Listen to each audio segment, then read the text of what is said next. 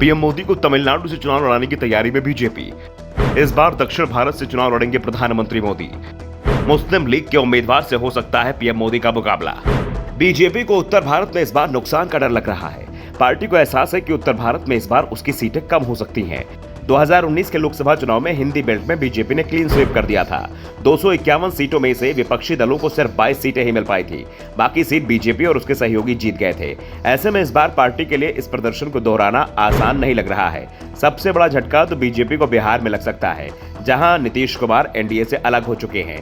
2019 में बिहार की 40 में से 39 सीटों पर एनडीए को जीत मिली थी।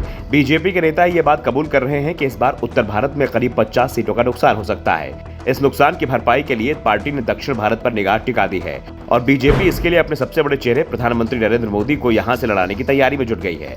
पीएम मोदी के दक्षिण भारत के सबसे बड़े राज्य तमिलनाडु में सीट की तलाश हो रही है और संकेत मिल रहे हैं कि यह तलाश पूरी भी हो चुकी है। मामला एआईएडीएमके को लेकर फंसा हुआ है, क्योंकि बीजेपी के साथ अभी एआईएडीएमके का गठबंधन है, लेकिन जयललिता के बिना यह दल लगातार कमजोर हो रहा है। पार्टी का विभाजन भी हो चुका है। पूर्व सीएम पन्नीर सेल्वम पार्टी से अलग हो चुके हैं, लेकिन वो बीजेपी के साथ बने हुए हैं। ऐसे में अगर एआईएडीएमके के दोनों गुट एनडीए में रहते हैं तो फिर पीएम मोदी का तमिलनाडु चुनाव लड़ना तय माना जा रहा है। वैसे बीजेपी की ओर से इसे लेकर तैयारियां शुरू कर दी गई हैं। एआईएडीएमके के दोनों गुटों को साधने के साथ ही पार्टी पीएम मोदी के चुनाव की तैयारियों में भी जुट चुकी है और पीएम मोदी के तमिलनाडु की सीट भी फाइनल हो चुकी है। दावा किया गया है कि रविवार के हैदरा के नामपल्ली में हुई बीजेपी की उच्चस्तरीय बैठक में अध्यक्ष जगत प्रकाश नड्डा की ओर से यह मुद्दा उठाया गया था। खबर है कि उन्होंने पार्टी नेताओं को जानकारी दी थी कि दक्षिण में भाजपा को मजबूत बनाने के लिए पार्टी पीएम मोदी को किसी भी एक दक्षिण भारतीय राज्य में उतारने की योजना बना रही है।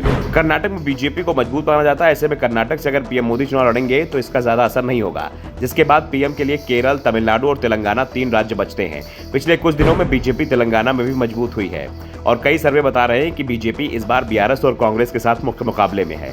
जबकि तमिलनाडु में बीजेपी का वोट शेयर तो बढ़ा है, लेकिन अभी भी पार्टी यहां बहुत मजबूत स्थिति में नहीं है। दावा किया जा रहा है जब बीजेपी अध्यक्ष ने पीएम मोदी के चुनाव को लेकर नेताओं के विचार जाने तो कहा जा रहा है कि अधिकांश ने रामनाथपुरम सीट का सुझाव दिया था। खास बात है कि फिलहाल पीएम मोदी हिंदू प्रभाव वाली वाराणसी सीट से चुनाव लड़ते हैं, जबकि रामनाथपुरम में बड़ी संख्या में मुस्लिम मतदाता है और अगर पीएम मोदी यहां से जीतने में सफल होते हैं तो ये बीजेपी के लिए सियासी तौर पर मददगार होगा। साथ ही पार्टी के लिए एक नई छवि पेश की जा सकेगी।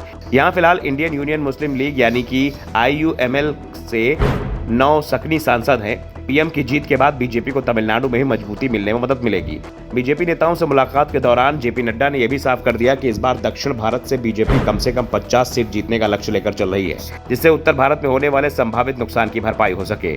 अब ये पीएम मोदी को तय करना है कि वे तमिलनाडु की रामनाथपुरम सीट से चुनाव लड़ते हैं या फिर वाराणसी सीट से ही।